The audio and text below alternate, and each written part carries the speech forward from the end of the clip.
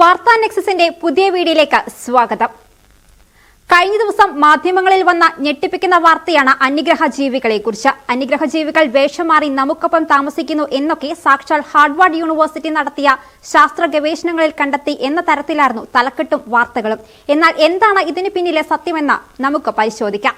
The crypto-terrestrial hypothesis, a case for scientific opponents to a hidden earthly explanation for unidentified anomalous phenomena എന്ന തലക്കെട്ടിൽ philosophy and cosmology എന്ന ജേർണലിൽ പ്രസിദ്ധീകരിച്ച ഒരു ലേഖനമാണ് ഈ വാർത്തകൾക്ക് എല്ലാം ആധാരം.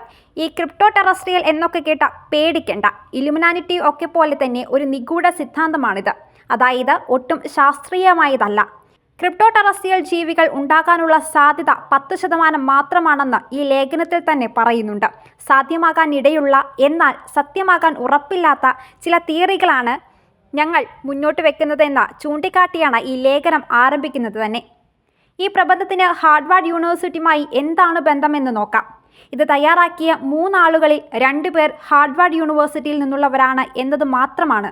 ഇതൊരു ശാസ്ത്ര പഠനമോ ഇതിലെ കണ്ടെത്തലുകൾ എന്തെങ്കിലും ശാസ്ത്രീയ കണ്ടെത്തലുകളോ ഹാർവാർഡ് യൂണിവേഴ്സിറ്റി നടത്തിയ പഠനമോ അല്ല.